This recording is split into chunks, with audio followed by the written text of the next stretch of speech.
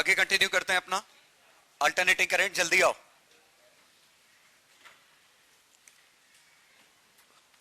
हाँ, पिछला डिस्कशन हमारा ये था A sine omega T plus phi, ये ईएमएफ या करंट कुछ भी हो सकता है। इसका फोटो बनाना हम सीख गए थे।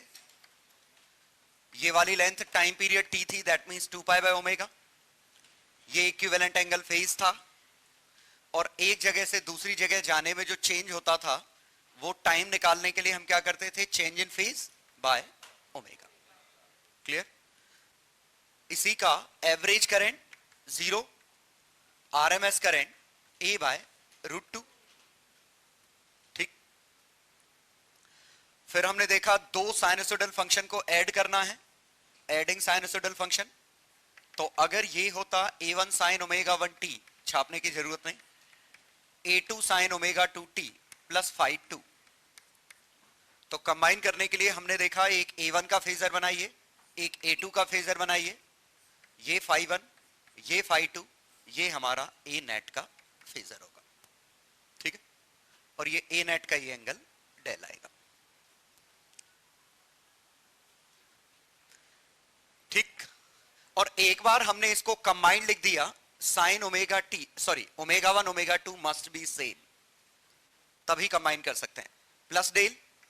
तो अब इस पूरे का आरएमएस अगर निकालना होता तो हम इसका आरएमएस निकाल देंगे। क्लियर?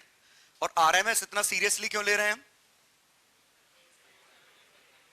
क्योंकि AC instruments read RMS value और डीसी इंस्ट्रूमेंट रीड एवरेज, और एक्चुअली कहा जाए तो इस केस में 0। तो डीसी इंस्ट्रूमेंट हमारे कोई काम के नहीं है क्योंकि they will always read 0। AC instrument will be reading RMS values, इसीलिए आरएमएस वैल्यू हमारे लिए इतना इंपॉर्टेंट है। ठीक। बाय डिफॉल्ट जैसे हमने कहा करंट 6 एंपियर है, इसका मतलब कुछ नहीं लिखा, मतलब वो आरएमएस है। अगर पीक है तो पीक लिखा होगा, पीक करंट 6 एंपियर। ठीक। तो कुछ नहीं लिखा है, that means it is obtained by measuring from some AC device. तो कुछ नहीं लिखा तो वो आरएमएस है। तो जैसे 220 वोल्ट 50 हर्ट्ज ये सप्लाई लिखी है, इसका मतलब ये फंक्शन है 220√2 साइन 50 का 100 पाई टी, ये फंक्शन रहा होगा। तो पीक वैल्यू 220√2। ठीक। और लास्ट हमारा था पावर। तो इंस्टेंटेनियस पावर अभी भी वोल्टेज और करंट का प्रोडक्ट है, और वोल्टेज अगर ये है, करंट अगर ये है ओमेगा टी प्लस फाई 2, तो एवरेज पावर हमारी सॉल्व करने पे आई VRMS IRMS cos delta phi, and this cos delta phi is called power factor, which can be -1, 0, 1 और इंटरमीडिएट वैल्यू। ठीक है?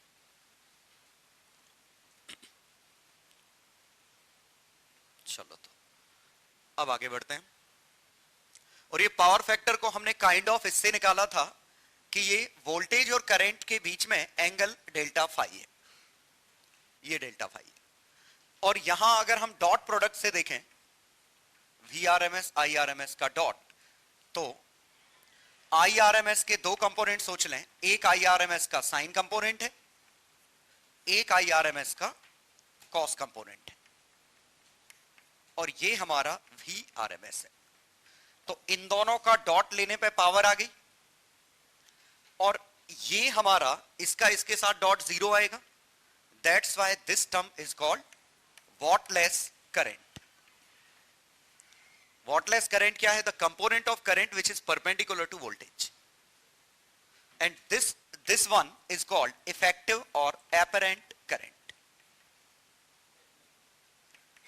करंट का जो पैरेलल कंपोनेंट है। ठीक है? तो इसे हम इफेक्टिव करंट कहते हैं। तो वोल्टेज में इफेक्टिव करंट मल्टीप्लाई करोगे, इफेक्टिव पावर आ जाएगी। ये वाला, तो ये हमारा वॉटलेस करंट है जिसके पास कोई पावर नहीं है। ठीक है? क्योंकि इन दोनों का अगर निकालते तो cos डेल्टा फाई 90 होता, इन दोनों का डेल्टा फाई 0 होगा। चलो, तो ये हमारा अभी तक का डिस्कशन था। अब बहुत ही इंपॉर्टेंट क्लास आ रही है अभी। हालांकि पिछली क्लास ज्यादा इंपॉर्टेंट थी क्योंकि इसमें हम बहुत सारे टॉपिक्स के बेसिक बिल्डअप किए हैं कि एवरेज क्या है, आरएमएस क्या है, साइनसोइडल फंक्शन कैसे कंबाइन करते हैं। सेम फ्रीक्वेंसी के दो साइनसोइडल होंगे तो गारंटीड वो एक सिंगल साइनसोइडल में लिखा जाएगा, ठीक है। और वही वेव के इंटरफेरेंस का बेसिक था कि अगर दो साइनसोइडल वेव्स अगर इंटरफियर कर रही हैं तो कहीं कंस्ट्रक्टिव, कहीं डिस्ट्रक्टिव, कहीं कुछ और हो सकता है। It depends on phase difference. अब हम आते हैं अपने डिस्कशन पे। तो देखो ये एसी सोर्स है, तो पहले हम प्योर रेजिस्टेंस से कनेक्ट करते हैं तो क्या होगा। अगर एसी सोर्स हमारा V naught sine omega T है, और चलो +5 ले लेता हूं ये है, तो इससे करंट कितना आएगा बता सकते हो? V naught by R sine omega T +5। कोई दिक्कत तो नहीं? एम्पलीट्यूड चेंज हुआ, फेज वही रहा, ठीक है। मतलब अगर मैं वोल्टेज और करंट का फेजर बनाऊं, फेजर्स आर पैरेलल। ये चल रहा है।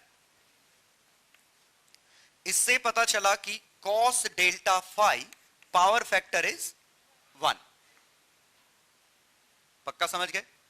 इसका मतलब एवरेज पावर निकालते तो V R M S I R M S cos delta phi, V R M S V naught by √2, I R M S V naught by r√2 cos delta phi 1। कोई दिक्कत तो नहीं? V R M S I R M S cos phi, यहां तक बिल्कुल common sense था। अब हम देखते हैं कि अगर हमने कैपेसिटर से इसको कनेक्ट किया होता, प्योर कैपेसिटर से, तो क्या होता। अब इंटरेस्टिंग चीजें आएंगी। तो कैपेसिटर को अगर किसी बैटरी से डायरेक्ट कनेक्ट कर दिया जाए तो उस पर चार्ज आ जाएगा, और चार्ज ऑन कैपेसिटर कितना होगा? CV। और मैं ये लिख सकता हूं किसी भी इंस्टेंट पे चार्ज क्या होगा? Capacitance into corresponding voltage.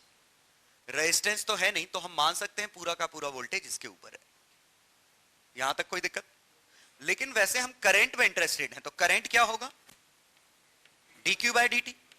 और डिफरेंशिएट करो, C V naught omega cos omega T +5। यहां तक बिल्कुल क्लियर? अब समझिए, वोल्टेज साइन फंक्शन था, करंट कॉस फंक्शन है।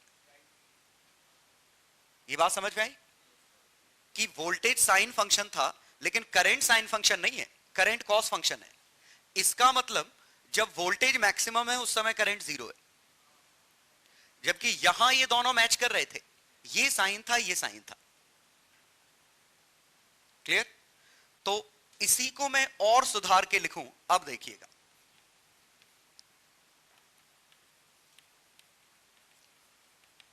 इसमें किसी को कोई डाउट? ये कैसे लिखा मैंने? V naught by omega C को 1/ओमेगा सी करके नीचे ले जाऊं, और साइन ओमेगा टी +5 +π/2 लिख लूं। क्लियर? ये मैं यहां क्या लिखने वाला हूं, यहां देखिएगा, मैंने साइन कॉस को साइन कन्वर्ट किया सो दैट मैं फेजर बना सकूं कि वोल्टेज का फेजर इधर, करंट। एक मिनट, टाइम पे क्यों नहीं आते तुम लोग? अरे यार ये गजब था, ये नया है, वैसे नया, बिल्कुल अभी सही सोचा है। ऐसा क्यों करते हो कि मैं आगे से मैं यही करूंगा, मेरे अंदर आने के बाद जो भी आया मैं गेट बंद कर दूंगा। सिंपल सी बात है, अगर ये निकल गया तो आगे की क्लास ऊपर से निकलेगी। शुरू के 10 मिनट अगर छूट गए तो समझ में नहीं आएगा क्या हो रहा है। तो फिर काय को टाइम खराब करो, इससे अच्छा मजे करो, स्कूटर सुधारो अपना। चलो, वोल्टेज इधर, करंट इधर, तो करंट का फेज वोल्टेज से 90 डिग्री लीड कर रहा है। ये समझ में आया?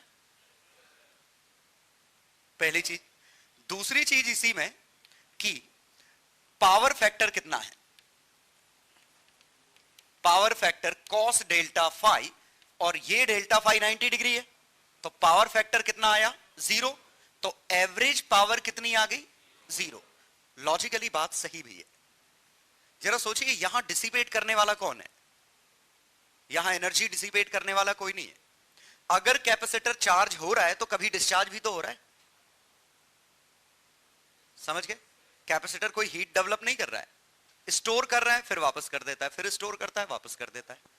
तो यहां एनर्जी लॉस नहीं हो रही है, लेकिन यहां एनर्जी लॉस हो रही थी, तो पावर एवरेज 0 आई। क्लियर? पहला पॉइंट। दूसरा पॉइंट कि एवरेज पावर हमारी 0 है। दूसरा पॉइंट, अब ये हमारे लिए एक इंटरेस्टिंग चीज है, इसकी डायमेंशन क्या होगी? ओम। ओम, ओम नहीं है, रेजिस्टेंस नहीं है। सोचो, ये करंट है, ये वोल्टेज बाय समथिंग है, और डायमेंशनली दोनों सेम है, तो this something should be resistance. या ऐसे सोचो, 1 अपॉन ओमेगा सी की डायमेंशन सोचनी है। आरसी की डायमेंशन टाइम होती है, तो रेजिस्टेंस की डायमेंशन टाइम बाय सी होगी। टाइम की 1 अपॉन फ्रीक्वेंसी होती है, 1 अपॉन ओमेगा सी डायमेंशनली, तो 1 अपॉन ओमेगा सी की डायमेंशन रेजिस्टेंस है। वो लॉजिकली भी समझ में आ रहा है कि V बाय आर टाइप का होगा, लेकिन एक छोटी सी दिक्कत है, क्या हम इसको नाम रेजिस्टेंस दे सकते हैं? क्योंकि अगर रेजिस्टेंस देते तो पावर आती, तो मिसलीड हो जाए, मिसलीडिंग टर्म होगा अगर हम इसको नाम रेजिस्टेंस दे देंगे तो this is not resistance, because अगर होता तो पावर लॉस होती। तो हम इसको नया नाम देते हैं रिएक्टेंस, रिएक्टेंस ऑफ कैपेसिटर, कि ये कितना रिएक्ट कर रहा है इसके लिए। ऑब्वियसली इसकी यूनिट वही है, सिंबल हम लिखेंगे एक्स सी, और इसकी वैल्यू लिखेंगे 1 अपॉन ओमेगा सी, यूनिट आएगी ओम। ठीक है? तो यहां समझने की कोशिश करिएगा कि अगर इसका रिएक्टेंस मान लो 2 ओम होता, यहां से मैंने 10 साइन ओमेगा टी ये वोल्टेज लगाया, तो ये 2 ओम ये कह रहा है कि यहां से जाने वाला करंट 5 से चालू होगा, 10/2, 5 एंपियर। लेकिन जो साइन फंक्शन था उसमें एक छोटा सा चेंज आ जाएगा, क्या? π/2। बात समझ में आई कि कैपेसिटर की क्या प्रॉपर्टी है? अगर हम देखें तो कैपेसिटर की प्रॉपर्टी यह है कि एक इफेक्टिव रेजिस्टेंस टाइप की चीज देता है, और नाम इसे रिएक्टेंस, मतलब ओम्स लॉ अब भी सही है, V = IR टाइप का लगाएंगे। तो जो पीक वैल्यू का वोल्टेज था उसको रिएक्टेंस से डिवाइड करोगे तो ये पीक करंट मिल जाएगा। लेकिन उसके साथ एक और छोटा चेंज आएगा, यहां पे π/2 का इंक्रीमेंट। समझ गए? तो यहां मैंने बनाया नहीं, लेकिन हम एक और चीज बना सकते हैं, इसमें फिगर बनाए। तो अगर वोल्टेज का फेजर ये है, तो करंट का फेजर ये समझ में आया? ये वोल्टेज, ये करंट, इस वाले में बनाए। अगर वोल्टेज का फेजर ये है तो करंट का फेजर ये जला,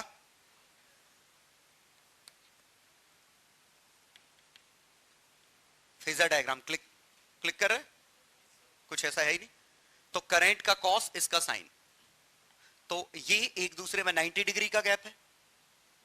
और यहां मैं कह सकता हूं करंट लीड्स वोल्टेज बाय π/2। ये लीड्स का मतलब क्या है कि अगर एक का फेजर ऐसा है और दूसरे का फेजर ये है 1 और 2, ये एंगल थीटा है, तो किसका फेज ज्यादा है? 2 का। सोचो, क्योंकि जितना फेज ज्यादा होता है उतना हम इसको एंटी क्लॉकवाइज बनाते हैं, तो जिसका फेज ज्यादा है दैट लीड्स अनदर वन, तो 2 लीड्स 1 बाय थीटा, या हम उल्टा कह सकते हैं 1 लैग्स बिहाइंड 2 बाय थीटा। ये समझ में आया? फेज में लीड करना मतलब कि इसमें फाई था, इसमें फाई प्लस π/2 है, तो ये लीड कर रहा है। तो अगर इसका फेज पता है तो 90 जोड़ने पे इसका फेज मिल जाएगा।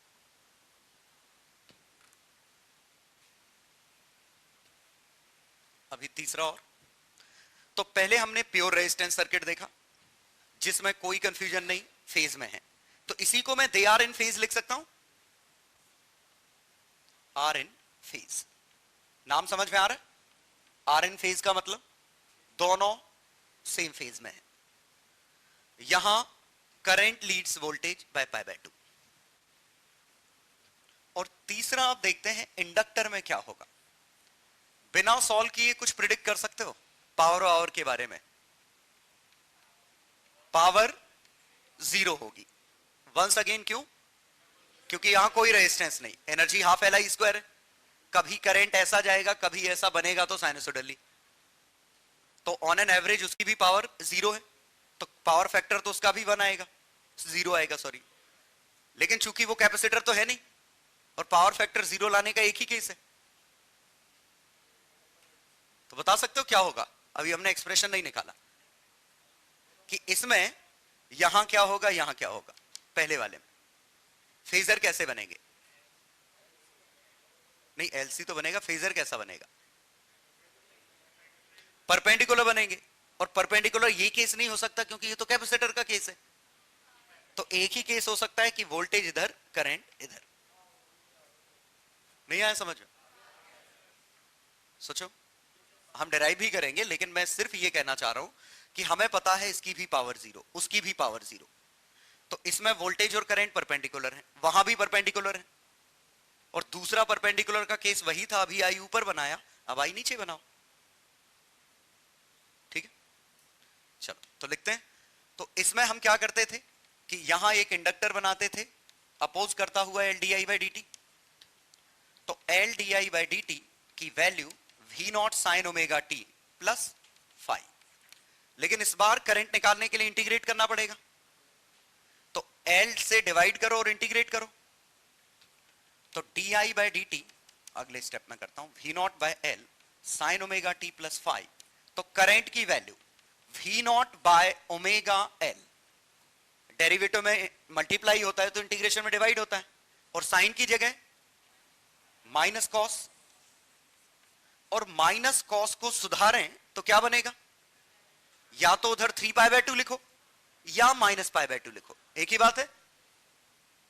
तो ये लिखूं V naught by omega L cos of omega T, sorry sine में लिखना है, माइनस पाई बाय 2। क्लियर है? माइनस पाई बाय 2 और 3 पाई बाय 2 एक ही चीज है, क्योंकि यहां से 3 पाई बाय 2 जाओ या माइनस पाई बाय 2 जाओ, बनेगा तो एक ही फेजर।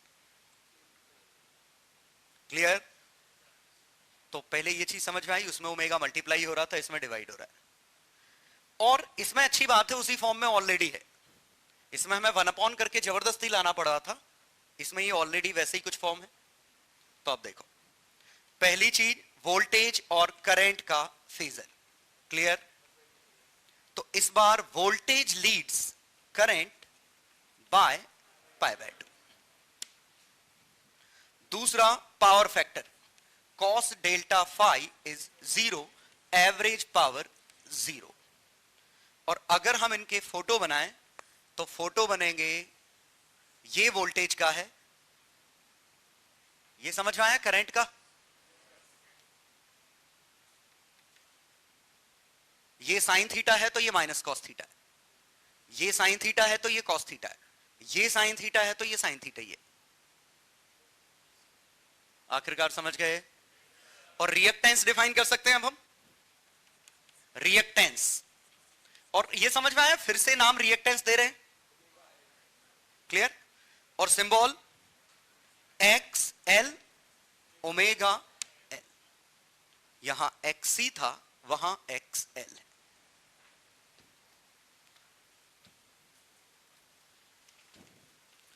अब छापो। हाँ, स्कूल में आता है ये, स्कूल में आता है, ढंग से छापना है। स्कूल में मतलब थ्योरेटिकल जो पेपर होता है उसमें प्रूफ पूछे जाते हैं इसके। हाँ, सीधे जैसे मैंने लिखा है। अगर प्योर रजिस्टर होता तो हमें फंक्शन लिखने में कभी कोई दिक्कत नहीं होती। जैसे ये होता 6 sign omega T plus pi by 3 कुछ होता, ये 2 ओम है, तो हम यहां से सीधे करंट लिख देते 3 sign omega T plus pi by 3। कोई दिक्कत तो नहीं, सीधे डिवाइड करो, सीधे करंट आ गया। फेजर बनाने हैं तो अगर वोल्टेज का फेजर ये है तो करंट का फेजर ये है, ग्राफ बिल्कुल एक से है, सब कुछ हम निकाल सकते हैं।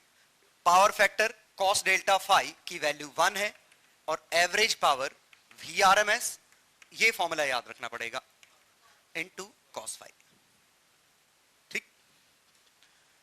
अब देखिए, अगर हमसे रेजिस्टेंस वाला की जगह कैपेसिटर वाला सर्किट की बात की जाए, और कैपेसिटर में कैपेसिटेंस दे रखा होगा, जैसे कैपेसिटेंस दे रखा है 100 बाय पाई माइक्रो फेराड, और ये दे रखा है 20 साइन 100 पाई टी, ये वोल्टेज है। तो सबसे पहले हम ये देखेंगे इसका इक्विवेलेंट रिएक्टेंस कितना है। तो इसके रिएक्टेंस का फॉर्मूला था 1 अपॉन ओमेगा सी, और ओमेगा की वैल्यू कुछ और नहीं 100 पाई है, और वो कितना है, सॉरी 1 अपॉन क्या, यही तो है ओमेगा।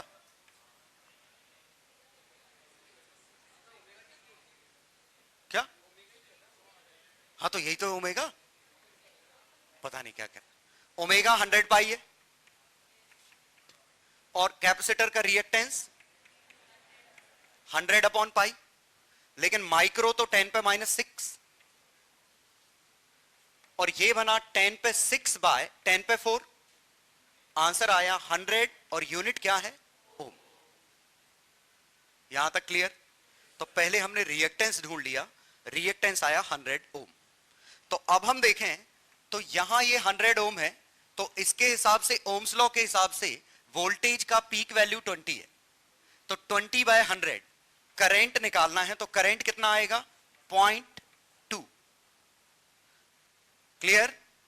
पीक वैल्यू तो हम सीधे निकाल लिए, लेकिन साइन ऑफ 100 पाई टी, लेकिन चूंकि इसमें करंट लीड करता है, तो जो भी ये था उसके साथ एक एक्स्ट्रा पाई बाय 2 आ जाएगा, जो भी यहां लिखा है। यहां अगर प्लस पाई बाय 3 लिखा होता, तो ये pi by 3 plus pi by 2। Clear. तो कैपेसिटर सर्किट में क्या करना है, first find the reactance. Reactance एक बार आपका निकल आया, तो इसको रिएक्टेंस से डिवाइड करो, करंट आ गया, ये करंट की पीक वैल्यू। लेकिन ये फंक्शन यहां चेंज हो जा रहा है, तो हम ये कह पा रहे हैं कि I peak is equal to V peak by X C. Peak value निकालने के लिए आप सीधे रिएक्टेंस से डिवाइड कर सकते हैं, ओम्स लॉ जैसा है, V equal to I R. लेकिन शायद ये समझ पा रहे हो, यह है समझ में, किसी भी टाइम पे ट्रू नहीं है, क्योंकि टाइम में करते तो वहां साइन आता, यहां कॉस आ रहा है, कैसे बराबर हो जाएंगे। तो जो ओम्स लॉ इनडायरेक्टली लग रहा है वो इनकी पीक वैल्यू के लिए लग रहा है, ऑब्वियसली पीक के लिए लग रहा है तो आरएमएस के लिए भी लगेगा। ठीक है। तो किसी भी टाइम पे ऐसा कर पाते, वो हम कर सकते हैं इस केस में, क्योंकि यहां जो ये टर्म है as it is copy paste हो गया है। ठीक है। तो पीक वैल्यू हम ओम्स लॉ से निकाल लिए, और अब हमें देखना था चेंज तो यहां भी आएगा, और यहां चेंज हमने याद कर लिया कि कैपेसिटर के केस में 90 डिग्री बढ़ा दो। ठीक है। एवरेज पावर का तो मीनिंग ही नहीं है कुछ, एवरेज पावर तो 0 है। सिमिलरली इंडक्टर के लिए निकालना होता, तो इंडक्टर में तो जैसे सेल्फ ये एल दिया होगा 100 बाय पाई मिली हेनरी। मैं डेटा ऐसा दे रहा हूं कि अच्छा बन जाए, sine omega T plus phi ये वोल्टेज है। तो पहले हम निकालें एक्स एल, इसका रिएक्टेंस कितना है। इसका फॉर्मूला क्या है, ओमेगा एल, और ओमेगा की वैल्यू मैं दे देता हूं 100 पाई टी प्लस फाई। तो ओमेगा कितना है 100 पाई, ये कितना है पाई मिली हेनरी आ गया। तो ये 10 बना, लेकिन यूनिट क्या है ओम। तो ये 60 वोल्ट अगर है, 10 ओम लगाओगे तो 6 एंपियर आएगा, लेकिन 6 एंपियर क्या है पीक वैल्यू। तो करंट का 6 तो आएगा, 100 पाई टी प्लस 5 भी आएगा, लेकिन इसके साथ एक माइनस पाई बाय 2 आया समझ में। और एवरेज पावर तो 0 है ही, तो वो निकालने की जरूरत नहीं है। तो पक्का समझ पा रहे हो हम क्या कर रहे हैं, कि उसका करेस्पॉन्डिंग रिएक्टेंस निकाल रहे हैं, रिएक्टेंस निकाल रहे हैं, और फिर पीक वैल्यू लिखते समय ओम्स लॉ, इंस्टेंटेनियस वैल्यू लिखते समय हमें एक छोटी सी चीज याद रखनी है कि कैपेसिटर में करंट लीड करता है, इंडक्टर में करंट लैग करता है बाय पाई बाय 2, ये तो पता है। तो बस इतनी छोटी सी चीज याद रख लेंगे, छापने की जरूरत नहीं इसको। हाँ, ये बताओ, अभी पता चल जाएगा। जैसे ये देखना है कि ये गलत है या इसमें ये गलत है। I T equal to V T by X L, ये गलत है। वी टी लिखूं 60 sine 100 pi T plus 5, X L कितना है 10। करंट का फंक्शन हमारा क्या था माइनस पाई बाय 2। क्या ये दोनों फंक्शन सेम है? ये तो कट गया, ये वाला पार्ट वाकई में सेम था, लेकिन क्या ये वाला पार्ट सेम है? एक में साइन है, एक में कॉस है, समझ गया ना? तो इंस्टेंटेनियस वैल्यू में ऐसा नहीं कर सकते, लेकिन पीक वैल्यू में ऐसा कर सकते हो या आरएमएस में ऐसा कर सकते हो। ठीक, तो ये ओम्स लॉ नहीं है, क्योंकि ओम्स लॉ होता तो हर इंस्टेंट पे V equal to I R true होता, लेकिन ये सिर्फ पीक वैल्यू के लिए V equal to I R जैसी चीज ट्रू है। ठीक है, अब देखिए मैं यहां पे एक क्वेश्चन ले रहा हूं सो दैट आपको थोड़ा और अच्छा फील आए। ये लिया मैंने 20 साइन ओमेगा टी, ये लिया 5 ओम, ये लिया इंडक्टेंस 20 मिली हेनरी।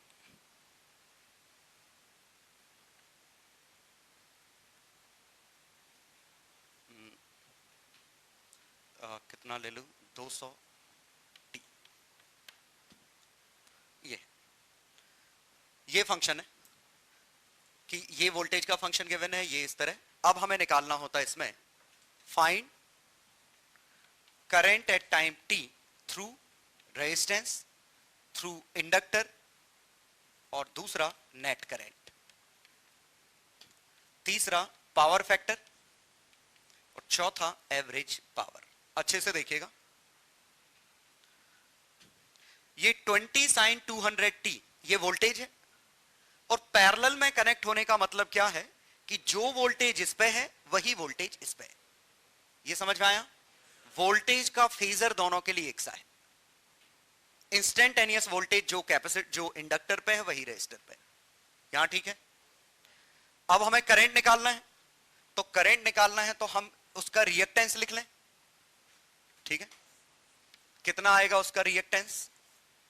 तो ओमेगा एल, ओमेगा कितना है 20 मिली हेनरी, सॉरी ओमेगा कितना है 200, तो ये 4 ओम बना। पक्का समझ में आया? अब यहां से 20 साइन 200 टी था, तो अगर प्योर रेजिस्टेंस से बात करें तो यही वोल्टेज इस पे है, यही इस पे है, तो यहां से जो करंट का फंक्शन आएगा 20/5 4 साइन 200 टी, झेला? लेकिन ऊपर फंक्शन लिखते तो क्या आता? 5 sine 200 T minus pi by 2। बात समझ में आई? रिएक्टेंस से हमने पीक वैल्यू निकाल ली, लेकिन ये निकालने के लिए हमने देखा इंडक्टर में करंट लैग करता है, तो माइनस पाई बाय 2। ठीक है, लेकिन हमसे ये पूछा था यहां का करंट, तो इन दोनों करंट को ऐड करना है। और जरा सोचिए, ये तो हम कर सकते हैं, दो स्केलर साइनसोइडल फंक्शन को ऐड करने के लिए 4 इधर है और 5 इधर है, झिला? 4 इधर 5 इधर, रिजल्टेंट √41, और √41 ये एंगल फाई, और फाई कितना है tan इनवर्स 5/4, तो ये करंट लिख सकते हैं √41 sign 200 T.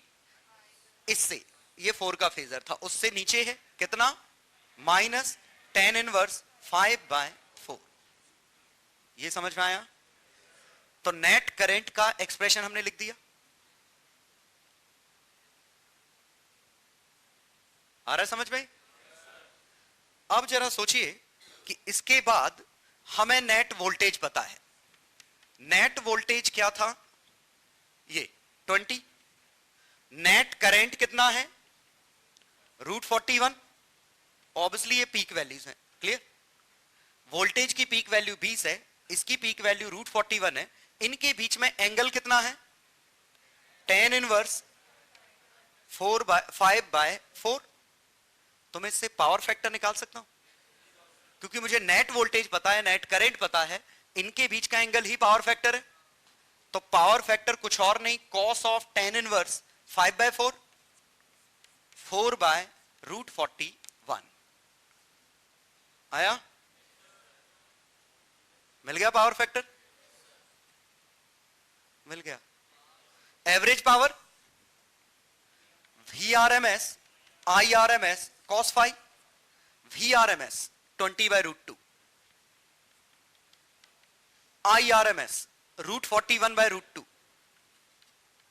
cos delta phi 4/√41। कितना आया? √41 कट गया, 40 वॉट। ऑन एन एवरेज ये पावर डेवलप हो रही होगी। दरअसल ये पावर डिलीवर्ड बाय सोर्स है, क्योंकि हमने सोर्स का वोल्टेज और सोर्स का करंट लिखा है। लेकिन हम एक और चीज देखेंगे, क्या पावर यहां डेवलप होगी? पावर जो डेवलप होगी यहां होगी। तो अगर मैं इन दोनों के लिए बात करूं, इन दोनों के लिए, तो जो पावर यहां होगी तो इसका वोल्टेज ये है, इसका करंट ये है, और इसका वोल्टेज और करंट फेज में है। तो इसके लिए फॉर्मूला लगाते VRMS 20/√2, IRMS 4/√2, cos phi 1। ये cos phi 1 समझ में आया? अकेले इस पार्ट के लिए तो cos phi 1 है ना। कितना आया? सही आया? ये बात समझ में आई कि एवरेज पावर निकालने के हमारे पास दो तरीके हैं। या तो हम सोर्स ने जितना सप्लाई किया है वो पावर निकाल दो, तो सोर्स का फेजर बनाओ, वोल्टेज का, सोर्स का करंट का फेजर बनाओ, उससे एंगल मिलेगा, cos phi मिल जाएगा और पावर मिल जाएगी। या फिर जितने रेजिस्टेंस सर्किट में दिख रहे हैं सिर्फ उन्हीं पे पावर देख लो। और अच्छी बात है, जब आप प्योर रेजिस्टेंस की बात करोगे तो cos phi की वैल्यू 1 आएगी। क्लियर? तो हम उसका वोल्टेज, इसका वोल्टेज क्या था ये, उसका ये, तो आपको 20/√2, 4/√2, 1। ये समझ में आया? अभी लिखने से पहले एक और इंपॉर्टेंट चीज, अब अगर मैं इस पूरे सर्किट की बात करूं तो इनका एक R इक्विवेलेंट टाइप का कुछ होगा। इस पूरे सर्किट का एक इक्विवेलेंट रेजिस्टेंस रिएक्टेंस कुछ होगा। समझ गए? और वो कितना होगा बता सकते हो? क्योंकि 20 sin 200t लगाने पे आंसर ये आ रहा है, इतना वोल्टेज लगाने पे ये करंट आ रहा है, इसका मतलब उसमें उसका जो भी है 20/√41 है। सोचो, वोल्टेज हमने लगाया 20, करंट आया √41। ऐसे सोचो, वोल्टेज ये है, करंट ये है, तो वोल्टेज और करंट को डिवाइड करोगे तो कुछ ओम बनेगा। तो ये 20/√41 कुछ नेट चीज होगी। क्या हम इसे रेजिस्टेंस नाम दे सकते हैं? क्या इसे रिएक्टेंस नाम दे सकते हैं? नहीं, क्योंकि अगर रिएक्टेंस नाम दिया होता तो पावर उसकी 0 आती, क्योंकि हमने कैपेसिटर और इंडक्टर में रिएक्टेंस नाम दिया था। तो ना तो ये इंडक्टर है ना ये रेजिस्टर है, इनका कॉम्बिनेशन है। बात समझ में आई? इसीलिए एक नया नाम इंट्रोड्यूस होगा, इसे इंपीडेंस कहते हैं। इंपीडेंस मतलब combination of resistance and inductance, या रेजिस्टर इंडक्टर कैपेसिटर, किन्हीं के भी कॉम्बिनेशन को हम इंपीडेंस कहते हैं। और ऑब्वियसली यूनिट ओम है, और इंपीडेंस का सिंबल Z होता है, कैपिटल Z। तो रिपीट कर रहा हूं क्या हुआ है अभी तक। प्योर रेजिस्टेंस कोई दिक्कत नहीं, पुराना वाला ही चल रहा है। इंडक्टर और कैपेसिटर चूंकि ये रेजिस्ट नहीं कर रहे हैं लेकिन रिएक्ट कर रहे हैं, ये एनर्जी लॉस नहीं कर रहे हैं बट दे आर रिएक्टिंग। तो यूनिट हमने ओम बनाई उनकी और उनको नाम दिया रिएक्टेंस, उनकी पावर थी 0। लेकिन अगर कोई इनका कॉम्बिनेशन हो जाए तो हम उसे नया नाम देंगे इंपीडेंस। ठीक है, और इंपीडेंस कैसे निकल रहा है, बहुत आसान है। Total voltage total current divide कर दो, इंपीडेंस आ गया। और ये टोटल करंट कैसे निकाला, ये हम डायरेक्ट नहीं निकाले, ये हमने दोनों के करंट निकाले, फेजर से जोड़ा, क्योंकि इंस्टेंटेनियस करंट हम जोड़ सकते हैं, फेजर से जोड़ा, आपका आंसर आ। ठीक है, तो ये भी नहीं लिखना है, मैं क्वेश्चन दे रहा हूं उसको लिखना है। चिंता मत करो, क्वेश्चन में ज्यादा चेंज नहीं कर रहा हूं, बस एक कैपेसिटर और डाल रहा हूं इसके अंदर।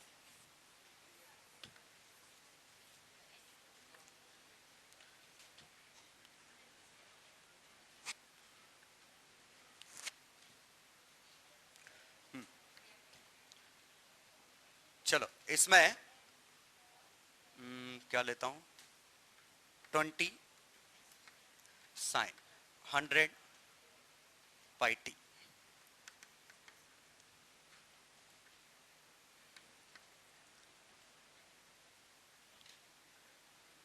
सेल्फ इंडक्टेंस इसका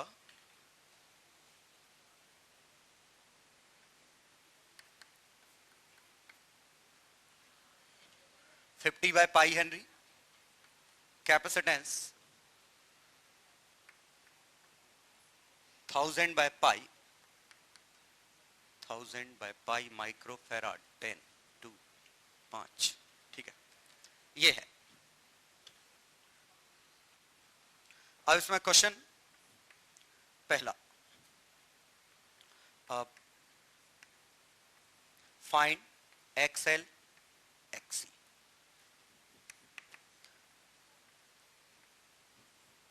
find current through R, current through capacitor, current through inductor at T and draw their phasors.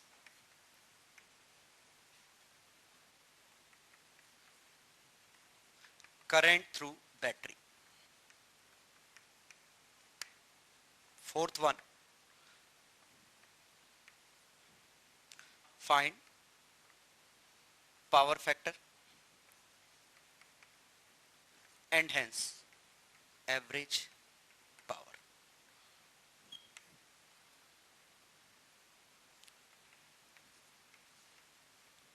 And hence find impedance.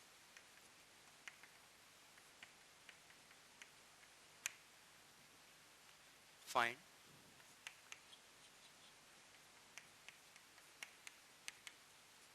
at resistor.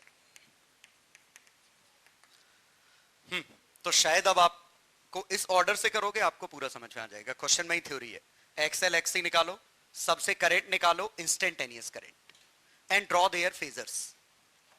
Find current through battery and hence find impedance. और fourth है power factor और average power.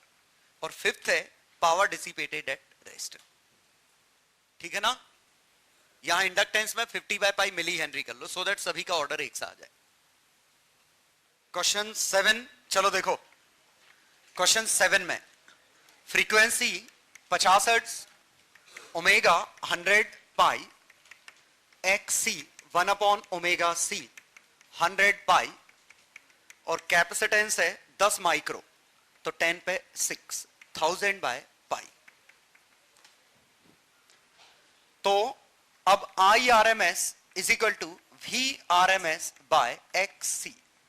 We R M S question में कितना है 200 bye 1000 bye pi, तो 2 pi by 1000 by 2 pi by 10 approx 0.6162। तो I R M S ही आया, तो आई पीक 0.628 रूट 2, तो आंसर आया बॉम्बे। ठीक है, बॉम्बे क्लोजेस्ट आंसर है। क्वेश्चन 7 हो गया। क्वेश्चन 8 अच्छा क्वेश्चन काफी, यहां देखिए आंसर आएगा हाँ बॉम्बे। क्योंकि एक जगह से करंट 1.2 एम्पियर है, यहां से 1.2 एम्पियर है, यहां से 1 एम्पियर है, लेकिन यहां से आप डायरेक्ट नहीं लिख सकते कि 2.2 एम्पियर है, क्योंकि ये फेजर पैरेलल नहीं है। तो अगर वोल्टेज का ये फेजर होता तो इसके करंट का फेजर 1.2 इधर होता, इसके करंट का फेजर 1 एम्पियर इधर होता, नेट 0.2 एम्पियर बनता। तो यहां से करंट 0.2 एम्पियर। तो answer is Bombay, question number 8 का। क्वेश्चन 9 चेन्नई, 1/f पे डिपेंड करेगा।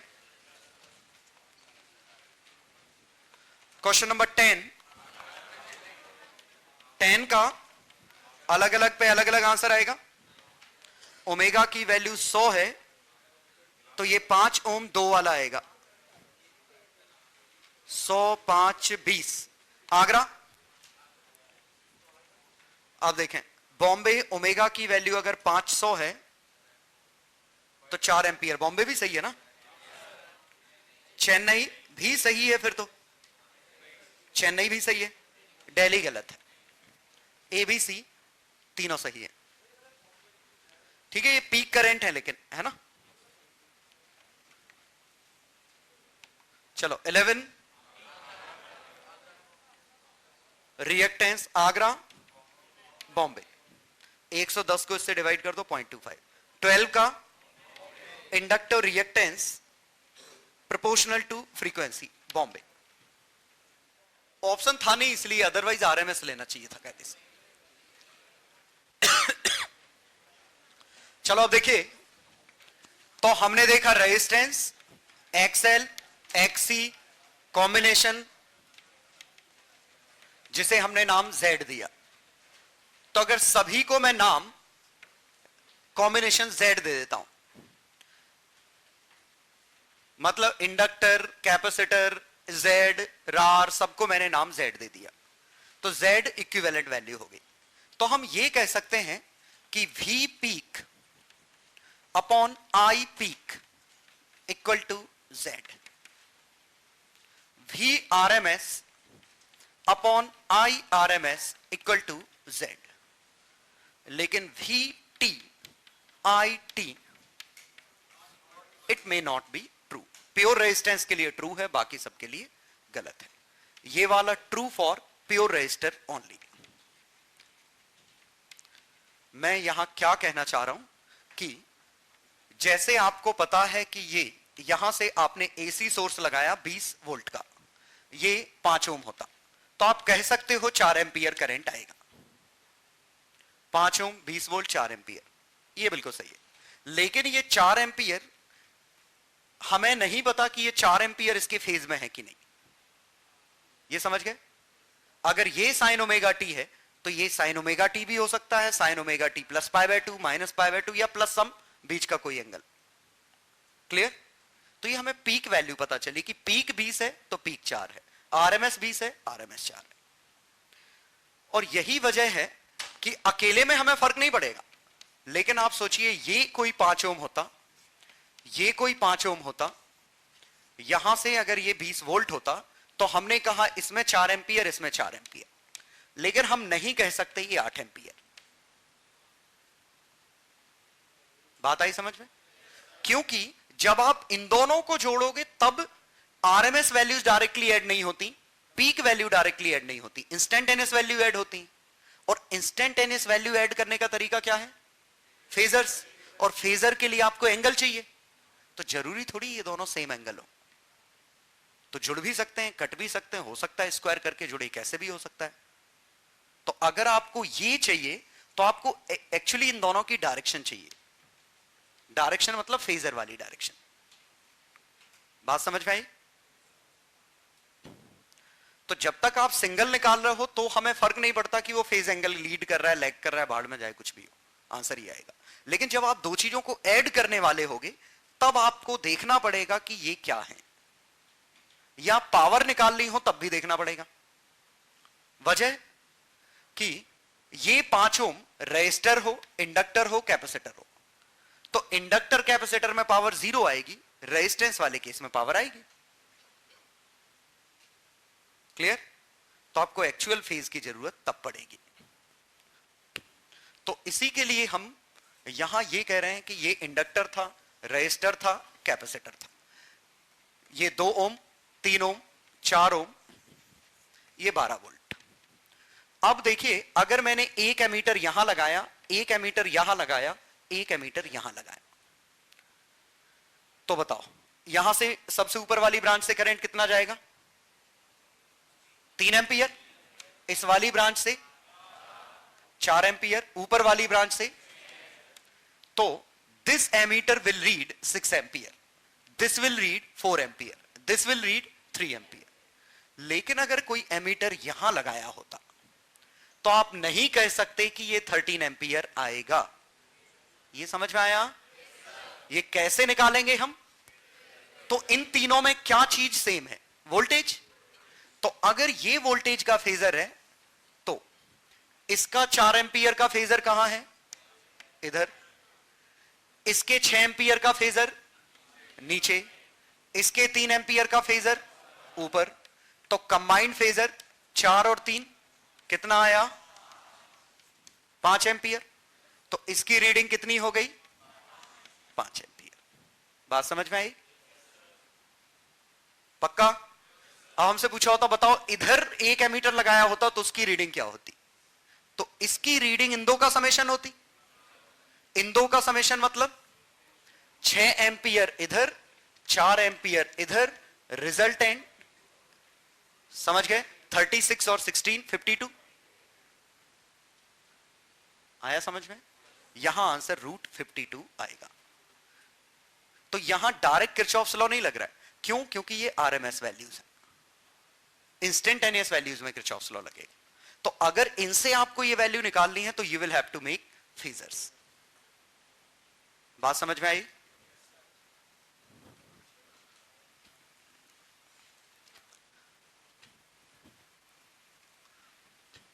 तो चलो एक क्वेश्चन के थ्रू ये लिख लेते हैं। यही ले लेता हूं, एक क्वेश्चन के थ्रू लिखवाई देता हूं। A1, A2,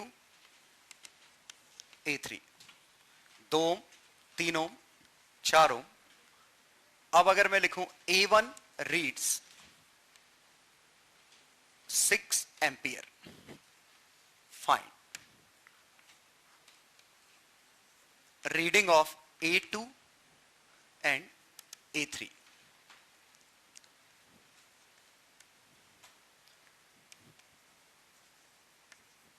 reading of A4 और पीक वैल्यू ऑफ सोर्स।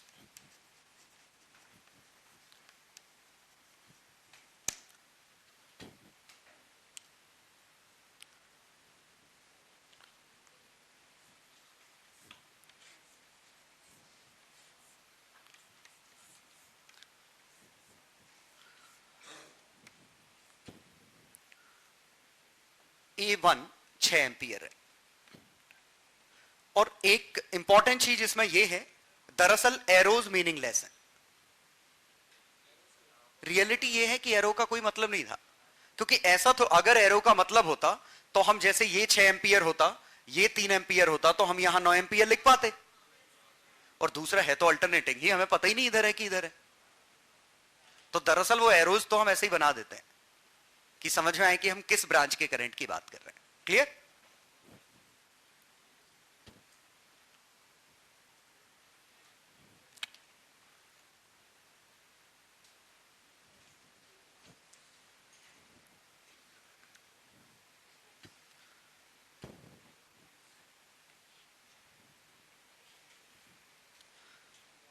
चलो तो आंसर बोलो इसका। अगर ये 6 एंपियर है, ये 2 ओम है, तो ड्रॉप कितना आएगा? 12 वोल्ट। ये बताओ ये 12 वोल्ट क्या है, आरएमएस या पीक? अगर ये करंट आरएमएस है तो ये आरएमएस है। ये समझ में आया? अगर ये करंट पीक है तो ये पीक है। लेकिन हमें पता है ये करंट गारंटीड आरएमएस है। क्यों? Ammeter reads. तो ये 12 वोल्ट हमारा आरएमएस है, लेकिन हमसे पूछा क्या है? पीक। तो आंसर कितना आएगा? 12√2। आया समझ में? चलो अब बाकी की रीडिंग बता ही सकते हैं। 3 ओम 12 वोल्ट, बोलो 4 एम्पियर। 3 ओम सॉरी 12, ये कोई दिक्कत तो नहीं? मैं बार बार रिपीट कर रहा हूं, वंस अगेन मैं कह रहा हूं कि 4 और 3 एम्पियर ये आरएमएस है, तो हम यहां डायरेक्ट 7 एम्पियर नहीं कह सकते। तो अब अगर ये करना है तो we will have to make phasors. हालांकि पूछा नहीं, लेकिन एक और पूछ लेता हूं। A5 reading of A4 and A5। तो पहले का आंसर कितना आया? A2 की रीडिंग 4 एम्पियर, A3 की रीडिंग 3 एम्पियर, इसका आंसर। तो A4 की रीडिंग कैसे निकालेंगे? A4 ये है, हमें 3 और 4 एम्पियर ऐड करने पड़ेंगे, और इसके लिए हम 12 वोल्ट का फेजर बना रहे हैं। 12 वोल्ट, ये 4 एम्पियर इसी डायरेक्शन में है, ये समझ में आया? लेकिन ये 3 एम्पियर ऊपर, तो कितना आया? 5 एम्पियर। तो A4 रीड्स 5 एम्पियर। और A5 में तीनों कंबाइन करने पड़ेंगे, क्योंकि सॉरी A5 ऊपर का था, ओके, ये A5 था। A4 में तीनों कंबाइन करने पड़ेंगे, तो कितना है? 12 वोल्ट का फेजर ये था, यहां पे 4 एम्पियर, 6 एम्पियर, 3 एम्पियर। तो 4 एम्पियर 3 एम्पियर कितना आया? 5 एम्पियर। तो इसकी रीडिंग भी 5 एम्पियर है।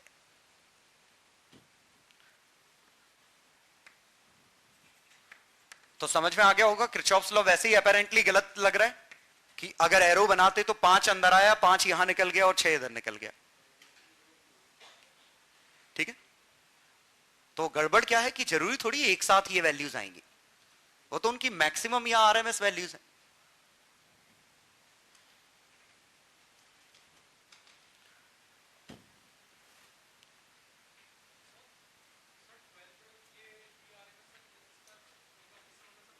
ये आरएमएस का मल्टीप्लाई करोगे, आरएमएस आंसर आएगा। तो उससे कर लो, उससे भी तो 12 आ रहा है। अरे इसकी मदद से हमने ये निकाला है, ये थोड़ी ना गिवन था, गिवन तो ये था।